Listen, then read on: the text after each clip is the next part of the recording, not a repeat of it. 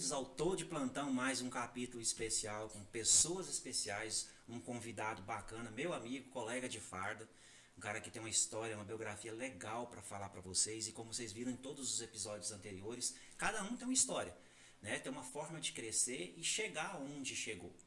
E hoje a gente trouxe um convidado bacana, um cara que é, como disse, é um colega de farda do SAMU, que tem uma história legal para contar para vocês aí.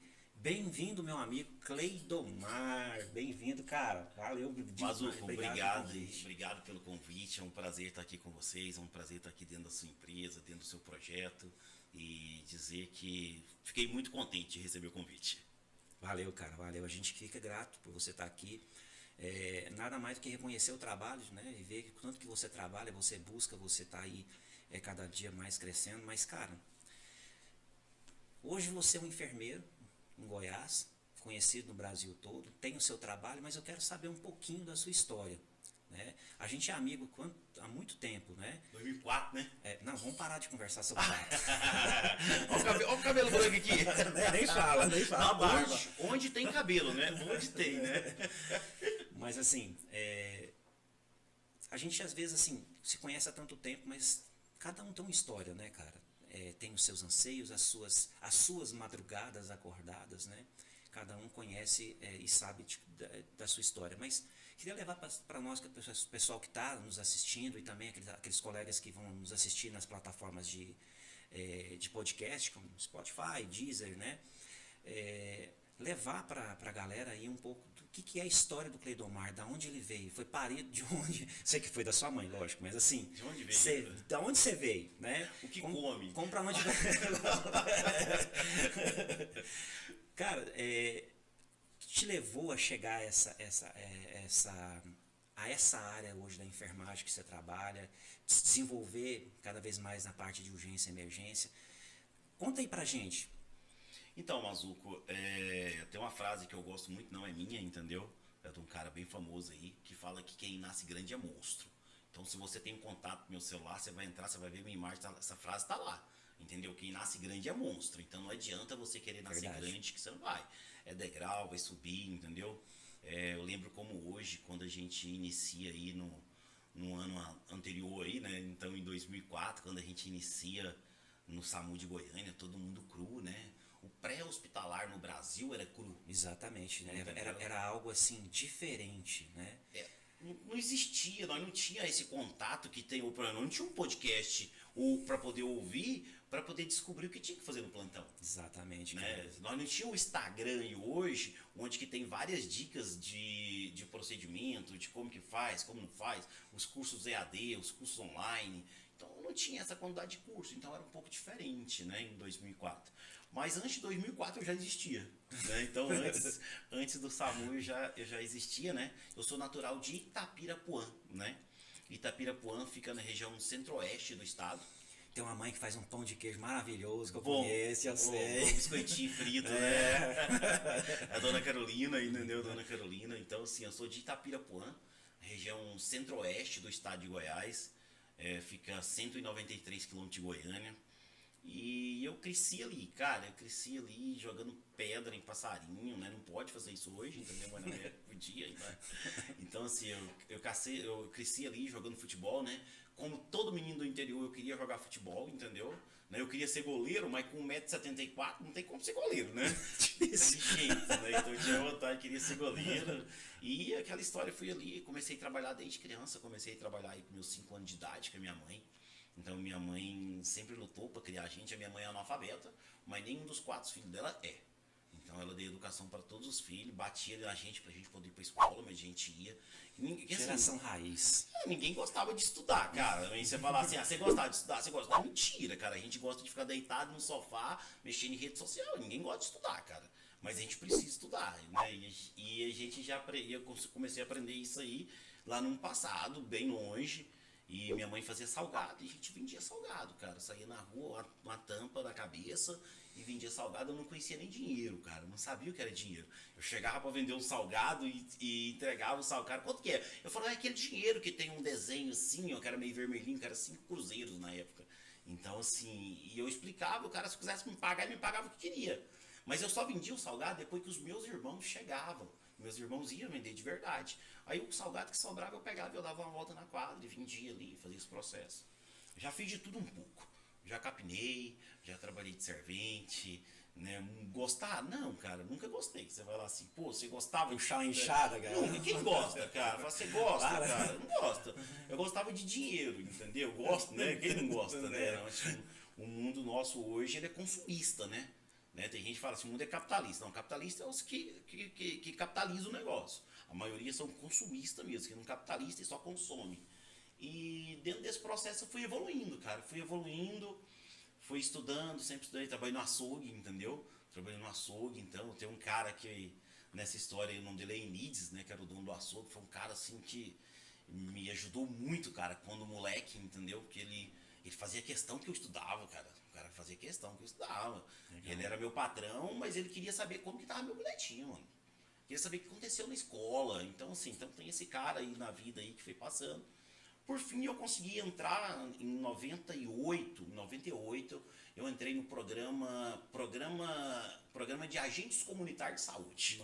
Foi bem as primeiras agentes, né? Sim, era Pax na época, entendeu? Com um coletinho azul, tal, escrito Pax, entendeu? E começou esse processo, cara. Aí aconteceu que o Senfor na época que era a Escola de Saúde Pública, hoje é a Escola de Saúde Pública, na época era Centro de Educação Profissional do Estado de Goiás.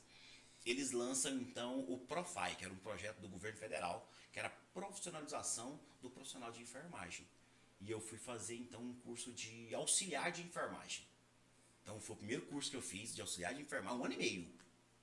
1 ano e meio de auxiliar de enfermagem, cara. Né? E a gente tem gente graduando hoje com 1 ano e meio, né? Então fiquei 1 ano e meio, né, estudando e fazendo. Eu morava em Itapirapuã e eu ia para Jussara, que fica a 30 quilômetros de Itapirapuã, onde que era concentrado, tinha várias cidades que iam naquele local. E foi até que eu concluí esse curso, concluí o curso de auxiliar. Não cheguei a trabalhar de auxiliar, porque quando eu concluí o curso, eu já fui fazer a complementação para o técnico. Né? Não pode falar o nome do colégio aqui? Pode. Tem problema. Então eu vim para Goiânia, eu fui fazer no colégio Sena Aires, entendeu? Na época o Sena Aires fazia essa complementação e eu complementei essa parte de auxiliar para técnico de enfermagem. Tinha muito, né? Quando eu cheguei em Goiás, eu cheguei em Goiás em 98, vindo do estado do Mato Grosso do Sul, auxiliar de enfermagem. E quando eu cheguei aqui, eu me vi numa situação contrária ao que tinha no Mato Grosso do Sul, porque no Mato Grosso do Sul, auxiliar era o grande mercado de trabalho. Então, assim, por que eu ia fazer mais do que auxiliar? Mas não, vou para Goiânia, lá tem um mercado de estudo muito grande, lá tem uma praça universitária legal, e vim. Quando eu cheguei aqui, comecei a distribuir currículo para os hospitalzinhos. Isso é o quê? Auxiliar. Não, a gente contrata que é técnico. Cara, que dificuldade que foi. E com o tempo também, depois eu fiz a complementação para técnico de enfermagem, onde que realmente as coisas começaram a andar, né, para frente. Né? Quando eu fiz o curso de auxiliar de enfermagem, eu já trabalhava no hospital, na recepção, sabe? A minha vontade era furar alguém, que eu vi o povo furando, sabe? Eu tinha vontade de enfiar o agulho em alguém, mano. Aquilo ali dava uma emoção, assim, de eu ver o povo furando, entendeu? Então eu fui fazer esse curso, Deus quase que eu não fiz, porque eu fui o último inscrito, e depois apareceu mais 3 pessoas, e resolveram fazer um sorteio na última vaga, eu nunca vi isso, você chega para comprar tomate, quem tem 1 quilo de tomate, quem pega primeiro pegou. E resolveram sortear, eu não entrei no sorteio, mas a professora, que era a coordenadora do curso, que era uma peruana, Edívia é o nome dela. Nem sei onde está a Edívia hoje. Eu encontrei ela no SAMU um tempo atrás, fui dar aula para ela no SAMU depois, na pós-graduação de urgência e emergência. E aí ela pegou e, não, continua estudando que eu vou tentar colocar você para dentro. E eu fui estudar sem matrícula, sem presença, sem nada, e eu ia porque eu queria fazer, até que deu certo. Aí quando eu vim para Goiânia, eu não cheguei a vir para Goiânia, eu vinha para Goiânia todo final de semana, andava 200 quilômetros, para poder fazer a complementação. E voltava lá pro interior, trabalhar no meu serviço. Todo final de semana 200 km, né? Todo final de semana. Quer dizer, 200 para ir, 200 para voltar. 400 quilômetros. Durante 6 meses, todo final de semana. Todo final de semana eu vinha para poder fazer isso aí. Até que eu concluí. E em 2000 eu vim embora para Goiânia.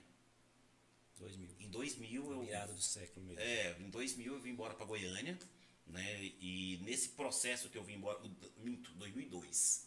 2002 eu vim embora para Goiânia. E nesse processo de vir para Goiânia, eu tive que me adaptar. Porque aí assim, você sai do interior, Matutão, né? Sai do interior de Goiás, Matutão, Goiânia. Com base teórica. E naquele processo onde que eu não conhecia ninguém nessa cidade aqui, Goiânia pra gente hoje parece ser pequena, mas quando você chega é grande. E eu não tinha contato nos hospitais, não tinha como entrar, não tinha como trabalhar, porque você não tinha contato, cara. Você não conhecia ninguém. Então você entregava currículo, não dava nada, era mesmo que eu não entregar nada. E o dinheiro foi acabando. E eu ficava na casa de uma madrinha minha, entendeu? A madrinha Adelaide, lá no Fim Social. E eu saía de longe lá, ia repartir currículo, esse processo. Morava na cozinha da minha madrinha. A minha madrinha tinha eu ficava na cozinha e eu morava lá. E eu fui correndo atrás, cara. Fui correndo atrás até que o dinheiro acabou. Aí eu falei, agora tem que trabalhar. Não dá pra correr atrás mais não. Aí eu peguei e uma amiga minha que trabalhava no Hospital da Criança, já era técnica de enfermagem no Hospital da Criança, ela formou comigo lá em Jussara como auxiliar, veio, cumprimentou e entrou no Hospital da Criança. Legal. E ela pegou e falou, olha, tem uma amiga aqui que trabalha numa empresa de limpeza, ele sempre contrata portaria, limpeza, segurança, vai lá, eu vou falar pra ele. E ele falou, aceitava, né? Beleza. E Trabalhar, né, trabalhar. cara? Essa ideia, né? Aí eu lembro que eu peguei um ônibus do Fim Social pro terminal da Vila Brasília, cara, que a empresa chamava Limpivap. Eu acho que ela existe até hoje, essa empresa. E eu fui lá levar um currículo. Quando eu desci no terminal da Vila Brasília, tinha uma papelaria de frente. Eu fui lá comprar uma ficha. Na época eu não fazia currículo, não é igual hoje. Você pega o celular aqui, você já faz o currículo aqui, manda em PDF pra pessoa e passa ali, imprime, talvez você tenha impressora. Não tinha, cara. Então você comprava uma ficha. E tinha que preencher. E fui preencher. Tava preenchendo no balcão da papelaria, eu virei pro cara da papelaria e falei assim, cara, eu tô indo pra uma vaga de limpeza. Pra trabalhar na limpeza. Mas eu sou técnico de enfermagem. Você acha que eu coloco aqui nesse currículo aqui, nessa ficha? Ele virou pra mim uma frase que eu guardo pra sempre. Ele falou pra mim assim, tudo que você sabe, você põe no currículo. Todo o seu conhecimento, você põe no currículo. Então, tudo que você tiver de conhecimento, quando você for fazer um currículo, você coloca nele. Coloquei pra dentro ali, fila. Quando eu cheguei lá, mano, a fila tava dobrando o quarteirão. Fui o último a ser atendido, 12h40. 12h40, um sol da porra. O cara chegou em mim e falou assim, olha, eu não almocei até agora. Se eu vou almoçar, eu posso te atender depois? Eu falei, pô, né? Tipo assim, tem almoço pra mim também não. E eu também não tinha almoçado, cara. Sabe? E ele me atendeu. Aí depois que ele almoçou, ele me atendeu, ele pegou meu currículo, foi olhando. Falei assim, mas você é técnico de enfermagem? Eu falei, sou. Mas você veio pra uma vaga de limpeza? Eu falei, cara, eu tô precisando trabalhar, mano. Então, qualquer coisa que você tiver aí, eu tô dentro. Aí você espera só um pouquinho. Ele levantou, saiu. Eu falei, deu merda. Aí ele voltou, falou, não, vamos fazer o seguinte, olha. Nós fechamos um contrato com 8 hospitais em Goiânia. Em Goiânia. E a gente precisa treinar o pessoal da limpeza. Você sabe fazer limpeza hospitalar? Você sabe como que faz? Você aprende isso aí no seu curso? E na época que eu fiz o curso de auxiliar de enfermagem, era a gente que limpava tudo, cara. Nós não limpava só o chão. Então, assim, era parede, teto, mobiliária, tudo era a gente que fazia. E eu falei, sei? Não, então eu vou te contratar como auxiliar operacional. Cara, que lá pra mim foi o máximo, sabe? E assim, uma coisa que eu vim pra poder trabalhar na limpeza, o cara já me contrata, e aí começou o Cleidomar, professor. Aí foi aí que começou o Cleidomar, professor. Aí o bichinho da sala de aula pega, né? Sim, aí foi aí onde que o tal do Cleidomar, professor, começou. Comecei a treinar esse pessoal. Depois eu comecei a supervisionar esse pessoal. A empresa proporcionou uma moto para mim andar, entendeu? Aí essa é a melhor história, cara. Essa vocês podem até grifar no podcast, entendeu? Olha o que acontece. A empresa chegou em mim e falou, tem uma moto para você andar. Eu falei, maravilha, perfeito aí. Só que eu não conhecia Goiânia. Nossa. Eu não conhecia Goiânia. E o que eu fazia? Eu ia atrás dos ônibus, cara. Eu ficava no ponto esperando o ônibus que ia para aquela região do hospital. Por exemplo, o ônibus que ia para o hospital Santa Genoveva era o 020, que saía da Vila Brasília, cortava e ia até o terminal lá da Praça da Bíblia. Depois era o Itatiaia. Aí eu ia atrás do ônibus, contornava, que eu sabia por onde que saía o outro ônibus, ficava esperando o Itatiaia. O Itatiaia saía, eu ia atrás dele. Aí o trem é tão... E eu fazia isso na cidade inteira, que eu não conhecia a cidade. Um dia o motorista do ônibus parou o ônibus e chamou a polícia. E me abordaram. os caras acharam que eu tava querendo assaltar o ônibus, velho. Vai seguindo, né, cara? Já levanta a antena, né? E aí, como você pergunta, você fala assim, e aí, como você chegou nesse local? Cara, quem nasce grande é monstro, velho. Quem nasce grande é monstro. Tudo tem um propósito, né? Eu sempre acreditei nisso, assim. Deus coloca as coisas no nosso caminho, a gente tem que seguir para ver o que vai acontecer. Às vezes, nem sempre no começo as coisas dão certo, né?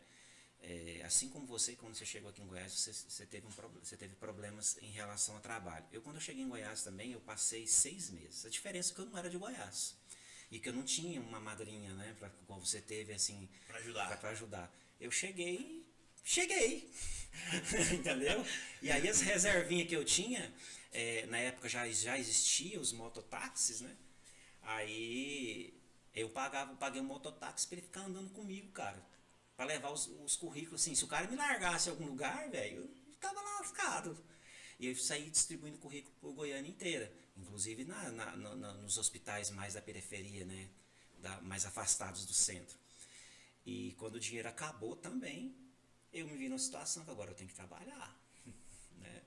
Mas isso é uma história para um outro podcast, a gente conta outra hora. Hoje aqui a gente quer saber do Cleidomar. Cleidomar, e aí, depois que você saiu dessa empresa de treinamento, como é que você foi parar no SAMU? Como é que se deu a história de você entrar no SAMU? Demorou ainda para entrar no SAMU. O que aconteceu? Com essa empresa que fazia parte de limpeza nos hospitais, eu comecei a ter contato com as gerências dos hospitais, com a parte administrativa, entendeu? Entendi. Então nada acontece na vida da gente por acaso.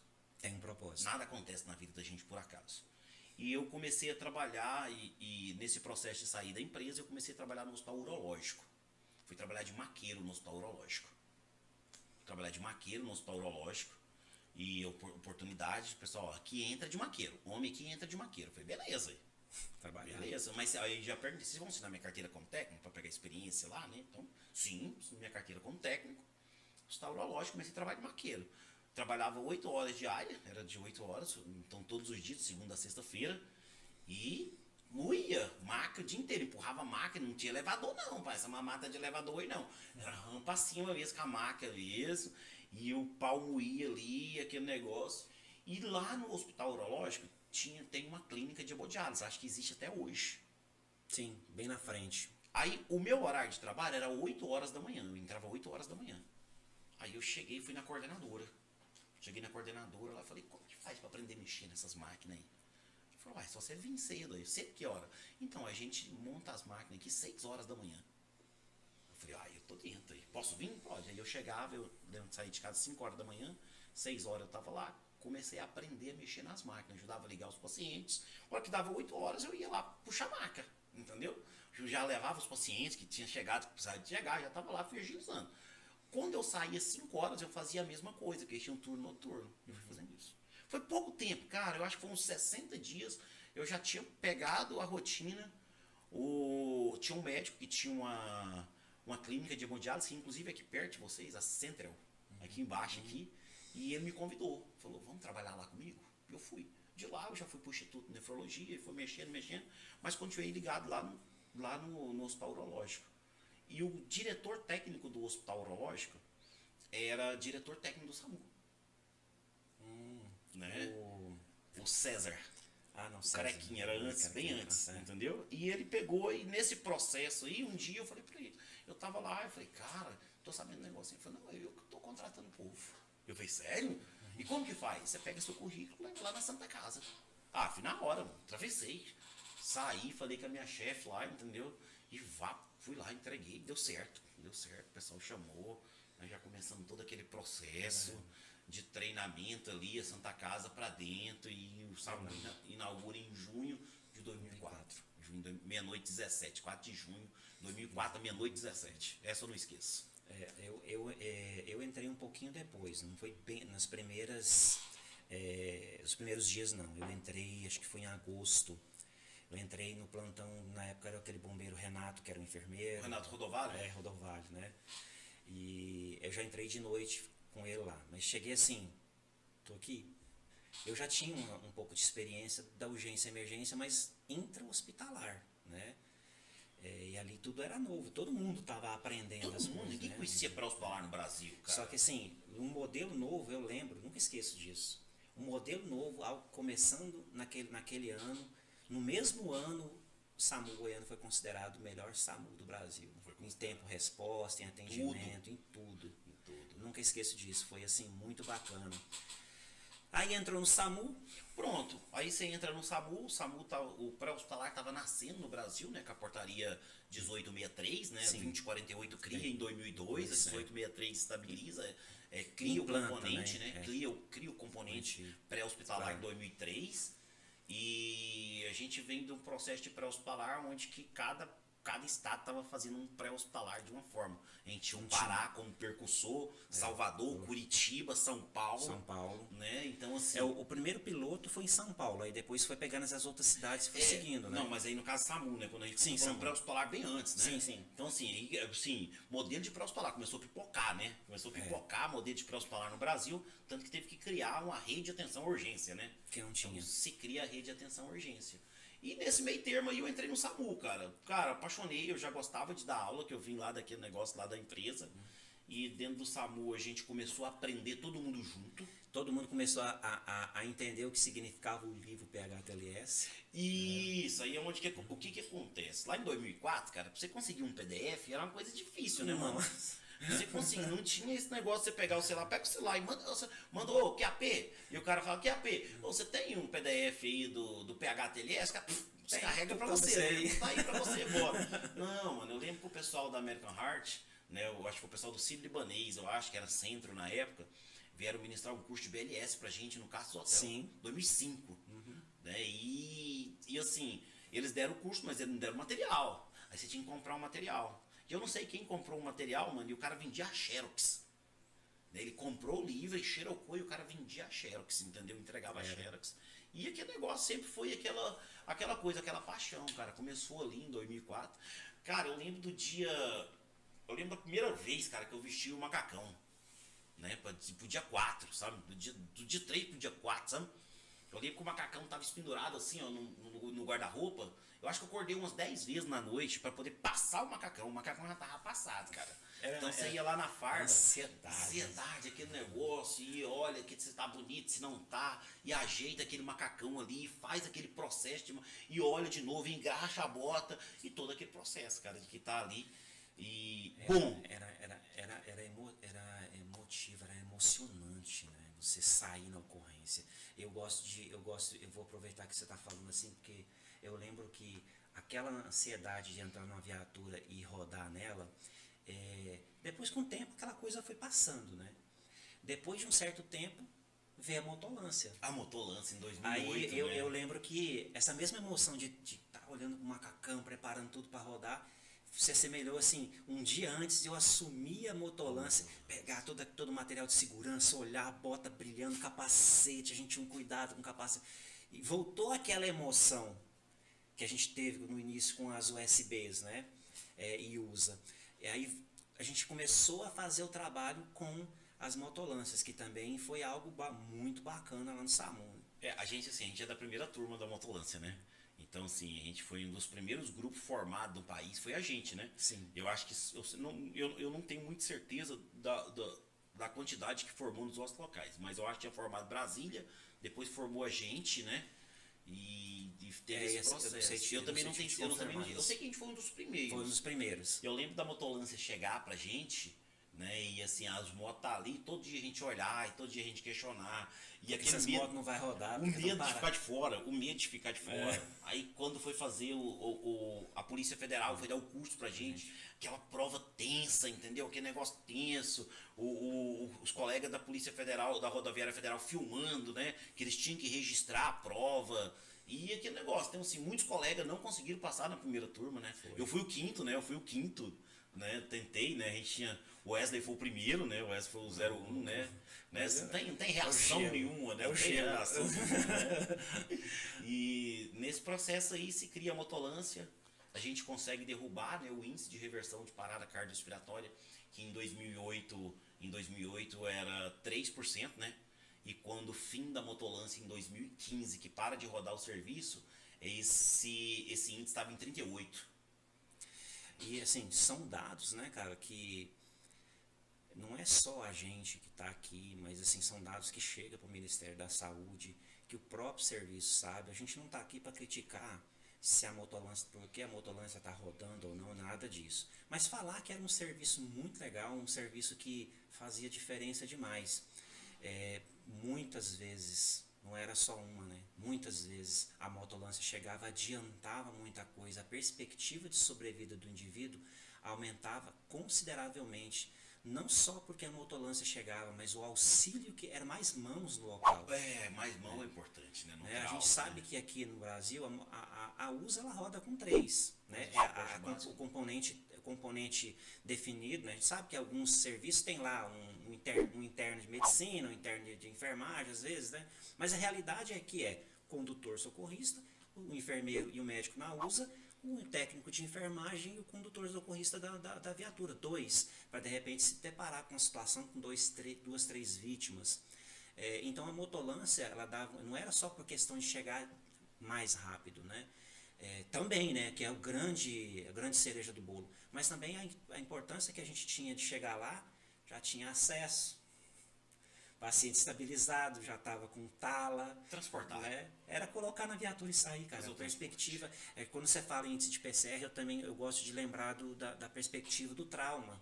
Né? Quantas vezes a gente hoje tem as rodovias que elas são cercadas por empresas de terceirizadoras, né, que cobram pedágio, faz aquele serviço de apoio. Mas nós vivemos na época, né, Cledomar, que não tinha isso. A gente tinha que pegar rodovia, passar caminhão para chegar às vezes capotamento, o cara lá embaixo na ribanceira, ou até mesmo no meio da rodovia. Então a gente chegava rápido. A gente chegava rápido com segurança, porque a Polícia Rodoviária Federal fez um trabalho com a gente. Eu posso dizer que eu também sou motolanceiro, com muita honra. A gente fazia um trabalho diferenciado. A prova de sair do serviço da Polícia Rodoviária Federal foi tão bom que o índice de acidente foi muito pouco, né, Mazuco? Não, os acidentes que aconteciam com os motolanceiros, eu tenho segurança de falar isso, não era por culpa do motolanceiro. Era o condutor que se apressava ou ficava ansioso em uma determinada situação e acabava acertando o socorrista da motocicleta. Mas ainda assim era muito baixo. Não, e até mesmo esse acidente era muito baixo, né? Era uma proporção baixa. É um serviço bom, motolância é um serviço bom. Vai reativar, eu tenho fé que vai reativar. Eu também. As motos novas já estão aí. A gente está falando, viu, pessoal, de SAMU Goiânia, tá? Às vezes você está no seu município, você está assistindo a gente em algum lugar do Brasil e você tem um serviço de motolância que está funcionando, cara. Parabéns ao município que tem. A gente tem a Aparecida de Goiânia, nossa vizinha aqui, que tem um serviço que ativou, nunca parou. Goiânia parou por questões administrativas, mas está voltando agora com motocicletas novas e vai fazer diferença de novo. Não, vai sim. E dentro todo desse processo, né, a gente em 2008 também com a Motolância, em 2008 a gente começa a dar treinamento para hospitalar, né, Mazuco? Foi quando a gente começamos junto aí, né? Então a gente cria aquele primeiro piloto, aquele primeiro projeto, né? Foi. E a gente começou a rodar o estado lá atrás. Então, assim, não tinha quem rodava o estado antes da gente, cara. A gente foi percussor nisso aí, não adianta. Tinha quem rodava por instituição. Empresa, se falar assim, tinha empresa particular? Não tinha, cara. Não tinha. A gente foi percussor nisso aí em 2008, né? E de certa maneira também, eu acho muito válido também o próprio Ministério da Saúde, quando ele toma uma decisão de exigir que o município que queira implantar o componente 9.2 do seu município tenha os profissionais capacitados dentro dos protocolos novos que ele tem, porque assim, a gente tem que saber, tem que falar. Tinha município que aderia ao componente 9.2 por falta de uma fiscalização e uma regra, colocava o coitado profissional lá sem se preparar. Ou ele corria atrás para se capacitar, né? Ou ele chegava e metia o peito e a cara na frente. E aí a gente já viu várias situações, né? E ainda acontece, né? De o cara achar que é socorrista e fazer as coisas erradas. Mas assim, aqui no estado de Goiás, hoje o estado de Goiás é um celeiro das principais empresas de capacitação pré-hospitalar, que sai daqui para treinar fora. A gente sabe que no sul tem grandes empresas, boas empresas de treinamento, na região sudoeste, São Paulo também tem, mas assim, de forma em company, presencial, e que pega a mão do indivíduo e ensina pegando na mão, são poucos, né? Então, eu ainda sou muito defensor do curso de APH presencial. Cara, eu sou assim, não tenho nada contra, galera, em relação a cursos online, inclusive a nossa empresa fornece cursos online, mas curso voltado para prática pré-hospitalar, para mim tem que ser presencial. É uma opinião minha, que eu respeito a opinião de cada um, mas assim, a minha tem que ser, eu acredito, tem que ser presencial. Um exemplo disso aí, mas o que você falou, foi o congresso, cara. Nosso congresso foi um sucesso, cara. Foi. O congresso nosso foi um sucesso. Então nós juntamos, nós reunimos aí, então, as principais empresas de atendimento pré-hospitalar, que ministra curso de atendimento pré-hospitalar aqui no estado, e nós fizemos um congresso magnífico, cara. Um congresso que o cara saiu de lá com o olho cheio d'água, entendeu? O congressista veio ali com vontade de congregar, entendeu? De estar ali com a gente, entendeu? Transformou muita gente. O que eu mais ouvi da saída do congresso é, cara, minha perspectiva é outra. Meu entendimento é outro. Hoje, depois de tudo que eu ouvi aqui nesses 3 dias de congresso, que foram 3 dias de congresso, ele está falando, o Cledomar está falando do Congresso Goiano de Urgência e Emergência, que é uma iniciativa de várias empresas de ensino do estado de Goiás, que trouxe aí vários palestrantes e só renomados, para poder realmente mostrar o que é o pré-hospitalar hoje, né? Que era em 2004, que é hoje, que evoluiu muito, né? Demais, está indo para 20 anos, né? Ano que vem, 20 anos. E, nossa, mudou absurda. Hoje que a gente para pensar o que a gente fazia antes, o que a gente faz hoje, é claro que a experiência leva ao automatismo. Então, assim, eu já sei tanto que as coisas acontecem da forma correta, de forma automática, mas levar a informação, ensinar da maneira correta, o que é importante. E o congresso foi tão bom que, assim, nós fizemos pro pessoal daqui, né? Renomado, igual você falou, pessoas renomadas daqui. Né? De Goiás, né? E então em 2008 nasce isso aí. A gente começa, então nós começamos junto esse processo. Nós começamos um local que, como diz, era nosso e não era nosso, mas nós começamos, né? E aí começa nesse processo aí, eu acho que começa o Cleidomar empreendedor. Né? Então, nesse momento aí, eu não tinha uma visão de empreendedor ainda, eu era mais professor mesmo, né? Então a gente rodou muito tempo. Fui dar aula em universidade, entendeu? Então fui dar aula em faculdade, fui dar aula, fui buscar, eu fui me programar para ser professor.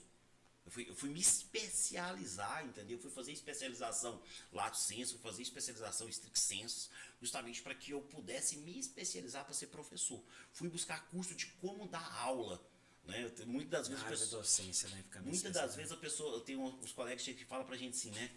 Como dar aula? Como dar aula? Fala, cara, é bem fácil. Você começa a assistir a aula. E não importa o tema. Você vai vendo a aula, você vai pegando dali, vai pegando outro, vai pegando outro, vai pegando outro. E nesse processo de dar aula, de ver a aula, você cria seu perfil. E aí eu fui crescendo, fui atrás de estudar metodologias ativas. Né? Fui atrás de estudar as teorias de Paulo Freire, entendeu? Fui buscar dentro dos livros de Paulo Freire. Isto é, de um cara que não gostava muito de estudar, sim, que vendia de tudo, trabalhou, estudou, viajava dos 400 quilômetros todo final de semana, buscou, cada vez que tinha uma oportunidade, mesmo sem ganhar, buscava o conhecimento, chegar num nível, e a gente não está falando de muito tempo, é uma celeuma de tempo de 10 anos, de 98 para 2008. Pensando em empreendedorismo, estudando, buscando artigos, se profissionalizando, sabe? E assim, né, Cledomar? Cada vez que mais que você aprende, mais você quer aprender e mais você pensa, nossa, eu não sei nada. Eu não sei nada. Chegou a um nível de empreendedorismo. Sim, aí assim, eu entrei nesse processo de estudar. Fui estudar, fui dar curso. Dei muita aula pros outros, entendeu? Dei muita aula para patrão, dei muita aula para patrão. Até que eu achei um dia, eu encontrei um cara chamado Jefferson Murilo. Esse é o empreendedor, entendeu? Esse é o cara empreendedor. Eu encontrei esse cara no caminho e ele falou assim, cara, vamos montar um negócio? Você tem uma empresa, eu tenho uma empresa, vamos juntar essas duas empresas, vamos fazer um grupo e vamos ser empreendedor? Daí eu falei, cara, eu sou professor, então você me ensina a ser empreendedor. E aí nós começamos a processo. Aí nasce, então, definitivamente, o Cleidomar empreendedor, né, de treinamento, de dar aula, de fazer esse processo. E a sua formação, Cledomar, durante o trabalho no SAMU, a gente sabe que você entrou para a faculdade, começou a estudar. O trabalho te motivou a cada vez mais buscar a graduação?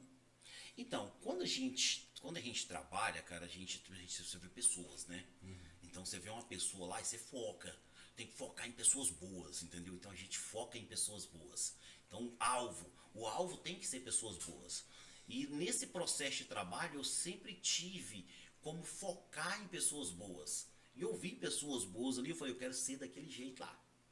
Eu quero ser aquele cara lá. Eu quero fazer daquela forma. Diferente de inveja. Foco e respeito pela pessoa né? Sim, com certeza. É aquele negócio, olha, eu quero fazer o quê? Eu quero focar naquela pessoa que tá ali. Eu quero ser igual àquela pessoa. Se possível, eu quero passar. Sem derrubar, sem nada, sem covardia.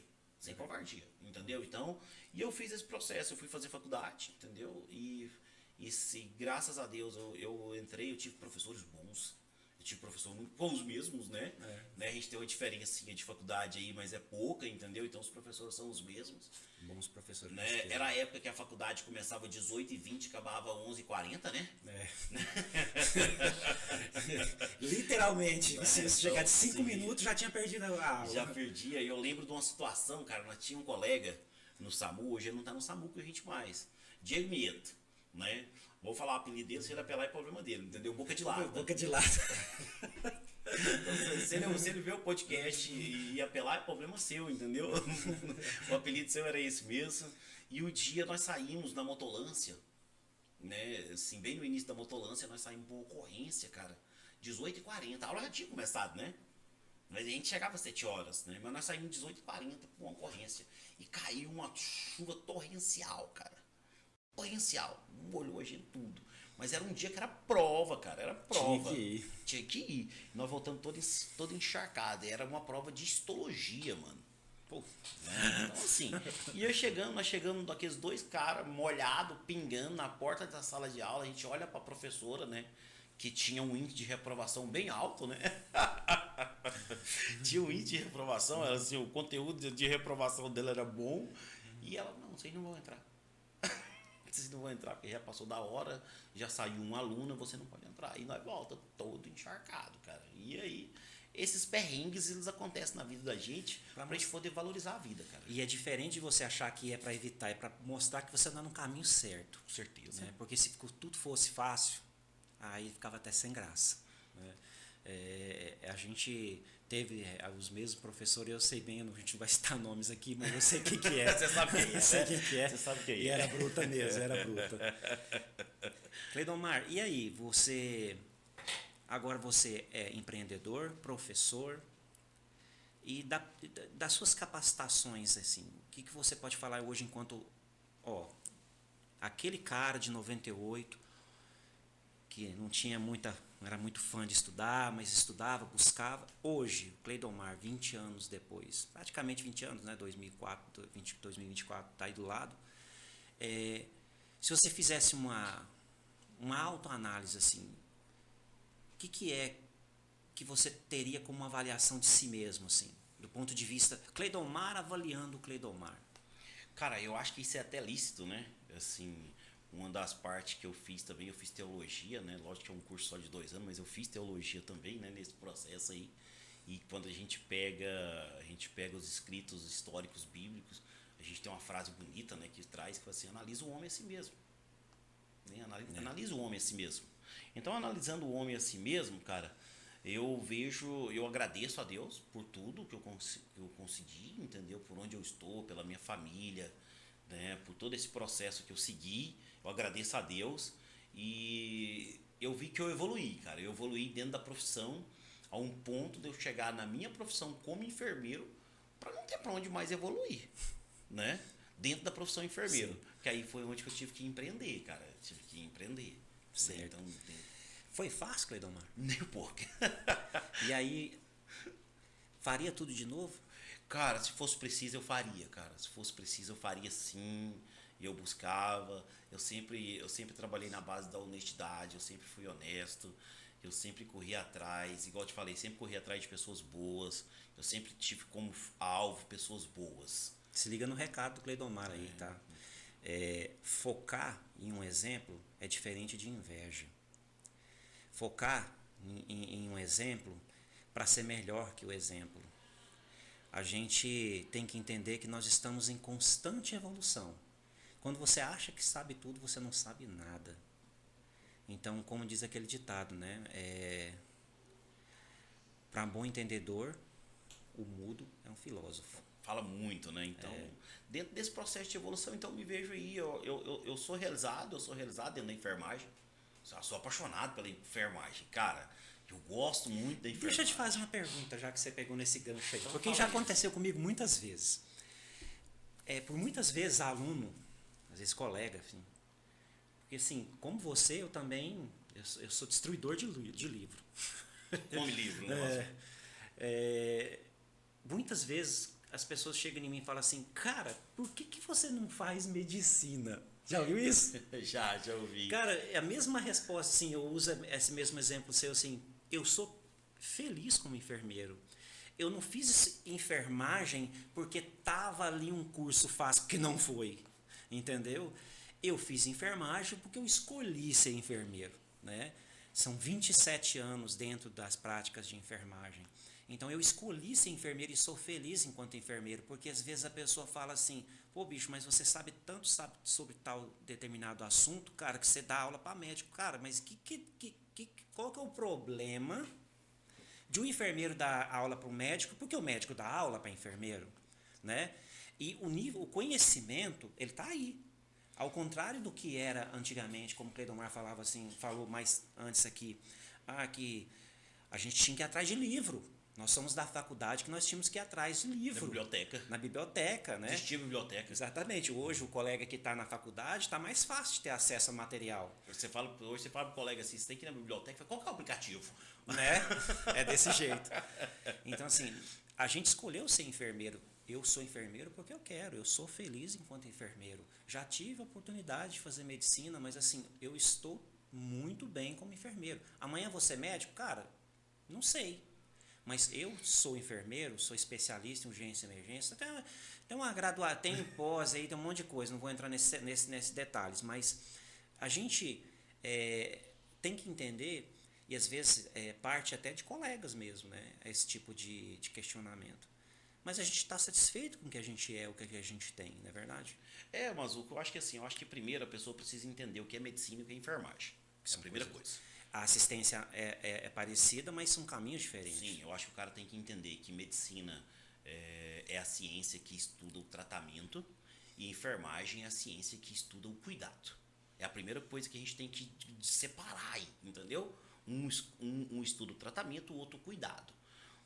Quando traz essa frase, ela é comum, né? Ainda ela é clichê, ainda ela vem clichê, né? Ela é clichê, né?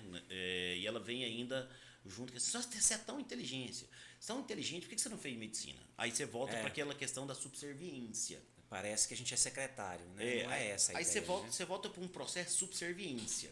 E essa subserviência, ela é histórica, cara. A gente tem que voltar lá no Brasil colônia, entendeu? Pra gente estudar um processo de que uma das duas primeiras faculdades que nós tínhamos aí era medicina e enfermagem, e que os filhos dos coronéis, eles iam para fazer essas duas e voltavam como doutorzinho. Então é por isso que hoje você tem uma singularidade do nome doutor assimilado a médico e advogado. Então você tem isso assimilado. Aí você começa aquelas brigas porque eu tenho um decreto disso, um decreto daquilo. Cara, doutor não é pronome de tratamento, doutor não é pronome de tratamento e doutor é título acadêmico. Né? Então a gente tem que deixar isso bem claro. Né? Então nesse processo de querer ou poder ser, lá no início nunca passou na minha cabeça não, entendeu? Mas se eu falar para você que eu nunca pensei, eu estou mentindo também. Mas por causa da profissão? Não, por causa do reconhecimento salarial. Isso aí abre uma outra discussão, né? Uma discussão de questão salarial, de reconhecimento do trabalho. E não vamos entrar nessa celeuma, porque isso é desgastante, a gente já tem o piso que está rodando aí, Mas assim, para deixar bem claro, porque o nosso público também é médico, nosso público é de enfermagem, é médico, de outras profissões, porque o tô de plantão é isso, né? É todos os plantonistas. Mas a realidade é que hoje a percepção que a gente tem e o que é hoje, cara, médico e enfermeiro está no mesmo nível. Mas existe um contexto histórico que a gente entende, só que como qualquer outra profissão, tudo faz parte de uma evolução, né? Nós temos vários amigos aí que já saem da academia com outros pensamentos, a própria faculdade já tem modificado isso um pouco, porque o mercado exige isso, né? Essa questão igualitária. Mas eu falei isso para você porque é muito típico e acontece muito ainda, porque isso reflete uma cultura ainda, né, que persiste de que existe alguém ou algo que é soberano a todos, né? E não é assim que funciona, a gente sabe disso. E para você que está de repente aí assistindo a gente, ouvindo a gente de algum lugar, nós todos somos iguais, né? Dentro da sua área específica de trabalho, cada um tem o seu conhecimento e o que precisa acontecer é haver respeito em cada área. Eu acho que isso é importante, o respeito é importante. Olha um exemplo aqui para você. Eu estava um dia dando aula na faculdade e eu estava dando aula de farmacologia aplicada em enfermagem. E o aluno levantou a mão, virou para mim assim: professor, para que eu tenho que saber aí sobre essa reação da medicação? Eu falei: não, justamente, você tem que saber a reação da medicação, porque é você que vai fazer a medicação, não é você que faz a medicação. Então você tem que conhecer de ação, você tem que saber de reação, de tempo médio, de efeito diverso. Então você tem que conhecer, é você que está lá do paciente. Eu falei: quantas vezes você viu o colega médico prescrever, vir aqui dentro do posto de enfermagem, solicitar a medicação, aprazar a medicação, buscar na farmácia, administrar no paciente e ficar ali do lado do paciente conferindo os sinais vitais e verificando se aquela medicação vai fazer efeito. Então quem tem que saber de farmacologia é a gente. Eu não preciso saber, talvez eu não precisaria composição saber química, né, outros processos, por que o cara indicou. Mas até para isso eu preciso saber, é conhecimento. Conhecimento é libertador. Cara. Mas é demais, e isso que você falou é importante porque assim, é uma visão que é muito voltada para a faculdade. Hoje você vê os cursos técnicos que leva isso para o técnico de enfermagem. Olha, entender o efeito adverso, a posologia, a via de administração correta, né? Isso é muito bom. Mas assim, a gente está quase chegando no nosso final aqui. Eu queria que você falasse um pouquinho mais do Cleidomar empreendedor, enfermeiro que tem várias qualificações. Hoje, Cleidomar, ele representa o que no meio acadêmico? Hoje, no meio acadêmico, hoje eu represento 3 empresas, né? Então hoje eu represento 3 empresas, e essas empresas, quando nasce o empreendedorismo, como eu falei anterior, eu encontrei um cara que é empreendedor, né? E nós somos sócios, que é o Jefferson Murilo. Ele, na época, ele era o proprietário do Instituto do Cerrado e eu da Emergency Medical Service. Então nós chegamos os dois, juntamos o Instituto do Cerrado, Emergency Medical Service, e criamos o grupo EMS/IDC, onde nós criamos um grupo empresarial. A gente divide bem as nossas funções dentro da empresa, entre administrativo, financeiro, entre operacional, pedagógico, e a gente faz um processo. Hoje a gente está inserido dentro do mercado brasileiro, não só Goiás, mas a gente ministra cursos no país inteiro. E essa empresa, ela nasceu de uma observação dentro do trabalho. Foi uma coisa que você falou lá no início, que o que acontecia? Montava-se as equipes do SAMU, montava a equipe do SAMU e não atende os pré-requisitos da portaria 2048, que hoje está inserido dentro da portaria de consolidação de número 3º de 2017. Que pouquíssima gente sabe disso, cara. Se você hoje você chega num colega aí da roda antigão, você vai falar alguma coisa, portaria 2048, negativo. Eles estão refém da 2048. A portaria 2048 hoje ela é inserida dentro da portaria de consolidação de número 3º. Sim. E o que acontece? Eu observei que o SAMUS no país inteiro trabalha irregular. O SAMUS no país inteiro trabalha irregular. As unidades particulares trabalham irregular. Duvido agora, nós saindo daqui, eu faço uma aposta, meu carro tá lá fora, é baratinho meu carro, entendeu?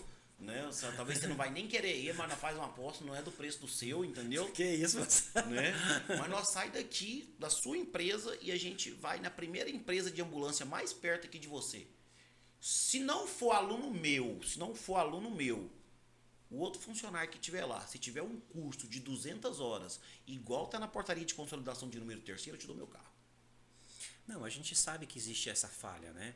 Essa falha existe e, como a gente havia falado, aqui no estado de Goiás, gente, são várias empresas que trabalham com toda esse rigor, né? Porque soltar um profissional para trabalhar no pré-hospitalar não é brincadeira, né?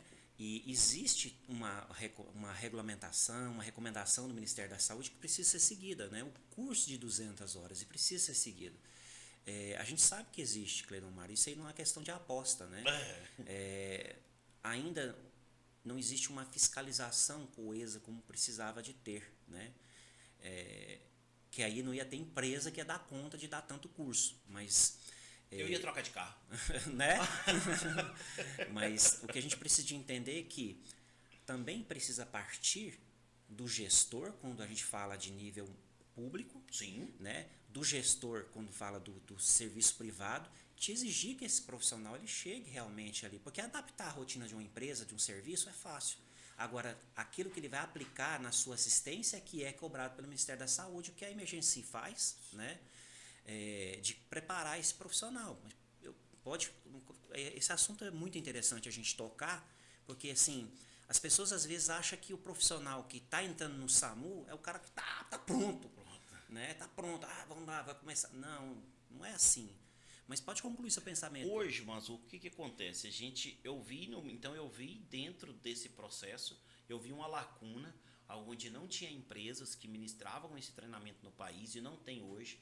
Hoje, se você for buscar uma empresa que tem todos os pré-requisitos que estão nas portarias ministeriais, é a gente, né? Então, assim, o curso nosso, ele tem um programa que ele é voltado para isso, ele atende todos esses pré-requisitos e que é um curso, a portaria ela não fala em 200 horas, ela fala em 154 horas, né? Ela traz 154 horas. Em 2022, para complicar ainda mais, né? O COFEM solta uma portaria, para complicar não, para melhorar na verdade, né? Então o COFEM ela solta uma portaria em novembro, né? Portaria 713. Voltado para enfermagem, né? COFEM, gente, é o Conselho Federal de Enfermagem. Então ele traz o Conselho Federal de Enfermagem, traz na sua portaria a redação que o profissional de enfermagem para trabalhar numa ambulância pública ou particular, civil ou militar, olha a redação. Pública ou particular, civil ou militar, cara. Então, assim, olha a abrangência dessa resolução do COFEM. Cercou, né? Cercou. Ela fala que o profissional de enfermagem tem que ter o custo de formação mínimo de 154 horas. A gente já aplicava isso daí já há 4 anos. A gente já cobrava isso embasado na portaria de consolidação de número terceiro. Tá, mas assim, a gente sabe que os colegiados têm trabalhado em prol de melhorar, né? O que, como eu falei ali, precisa de que o gestor tenha consciência disso. Sim. E que você sabe que, por vezes, não tem, né? Não vamos entrar na questão política da coisa, que não é o nosso foco aqui. Mas a gente sabe que, por vezes, um gestor contrata. Hoje o que acontece? Hoje o SAMU, ele tem a opção de ser habilitado e ele tem a opção de ser habilitado e qualificado. Para ele ser qualificado, um dos pré-requisitos é o curso de formação mínima. Um dos pré-requisitos é o curso de formação mínima do profissional. Aí o profissional fala assim, ó, eu sou especialista em urgência e emergência. Serve? Não serve. Mas por que não serve? Por que não serve? Porque lá na portaria fala que você tem que ter o curso de formação mínima e que é razoável que ainda você seja especialista. Entendeu? Então fala que é interessante que você seja especialista. E eu acho que o cara tem que ser especialista. Você vai trabalhar lá, você tem que ser, cara. Você tem que fazer urgência e emergência, tem que fazer enfermagem aeroespacial, você tem que fazer atendimento pré-hospitalar, você tem que fazer tudo aquilo que norteia o seu atendimento. Cara, assim, a gente está há 20 anos no serviço. Todo dia que você sai para uma ocorrência, você acha alguma coisa diferente. A ocorrência é nova. A ocorrência é nova. Então, é sempre assim. Sempre você tem algo diferente para aprender. Essa é a magia, né, Mazuco, de você trabalhar no pré-hospitalar, né? E o pré-hospitalar é gostar. É a magia. Então, a empresa, ela gira em torno disso aí. Então, hoje, a gente tem outros cursos? Tem. No Instituto Cerrado, a gente trabalha a parte assistencial da enfermagem, que é a parte de curativa, a parte de cuidados de enfermagem, de punção, de todo esse processo, onde que a gente leva isso aí. E nesse processo nasce o Cleidomar Empreendedor, a partir de um outro colega enfermeiro que eu achei, que o Jefferson Murilo também é enfermeiro, né? E tinha uma visão empreendedora. Achou um cara que tinha uma visão pedagógica e a gente juntou o Alinhou. negócio. Tanto que assim, tem hora que nós dá umas brigas boas, entendeu? Tem hora que a gente Mas dá é por isso que funciona. por isso que funciona. Porque assim, ó, tem uma coisa bem clara. Quando todo mundo tá pensando igual, alguém não tá pensando. Exatamente. Tem que ter essa divergência, essas diferenças de pensamento, porque assim você consegue ter várias visões, né? O curso hoje é o curso de formação de profissionais para o SAMU. A gente usa o termo preparatório. Preparatório. Isso, preparatório. É assim, cara, é uma forma de você já sair pronto, né? Você buscar uma vaga no serviço, a gente fala SAMU, mas abrange também para o serviço privado. Então, se ele chega basicamente que pronto. Pronto. Né? Ele atende os pré-requisitos. Bacana demais, bacana. Gente, felizmente estamos chegando ao final aqui do nosso limite aqui, que o produtor já está acenando para mim ali já. Cleidomar, cara, bate-papo fantástico. Maravilha, eu quero vir aqui mais vezes aí. Cara, com certeza. De repente aí, ó, o Cleidomar é um cara que sabe muito sobre restrição do movimento da coluna. De repente a gente vai marcar um papo para ele vir cá falar isso. Né? Já fica o convite já estendido, Cleidomar. Vamos sim. Né? Vim aqui trocar uma ideia, falar sobre trazer material para a gente mostrar para a galera. Isso é bastante, bem diferente. Isso é bom. Né? A gente fica aqui, o nosso podcast fica à disposição, né? O podcast Tô de Plantão, ele nasceu do projeto Congresso Goiano de Urgência e Emergência, que é uma forma de trazer você que é plantonista, e a gente está falando você plantonista de todas as áreas, você que é médico, professor, você que é fisioterapeuta, biomédico, você plantonista, que trabalha na área e vem cá contar a história. Olha o tanto que foi bacana a história do Cleidomar, um cara que tem muita coisa hoje, depois de mais de 20 anos que eu conheço esse caboclo aqui, ó. Eu tô sabendo hoje. Sabia que eu vendia pastel, hein? Né? Pastelão, né? Nós não chamamos de pastelão, que é aquele Pastelão. de massa grossa, entendeu? Então, assim, todo mundo tem uma história, uma biografia, e nessas histórias que a gente contou aqui, você percebeu que nada é fácil, mas que cada um deles, se tivesse que fazer, faria tudo novamente. O microfone é seu. Bazuco, eu vou agradecer então o convite por estar aqui no seu podcast, aqui na sua empresa, aqui na sua casa, e dizer que eu estou à disposição. A gente tem muito tempo que a gente está na roda, que a gente está buscando. Como eu, você é um grande empreendedor também, então tem os seus cursos, a sua empresa, suas pós-graduação. Dizer que eu estou lá na Emergência de portas abertas, com o Instituto Cerrado está de portas abertas para vocês, e que precisando da gente, estamos aqui, entendeu? E que é isso, cara. Você tem, olha, tem foco, cara. Tem um sonho, corre atrás, cara. Tem um sonho, corre atrás. Tem um sonho, cara, eu sonho com isso. Vai atrás, meu irmão. Se você não correr atrás, ninguém vai correr atrás por você. Então você tem que correr atrás. Valeu. Obrigadão, Cleidomar. Tamo junto. Valeu. Galera, até o próximo. Deixa seu like, se inscreve no canal, dê a sua sugestão e a gente está aqui no Tô de Plantão para mais um episódio. Valeu!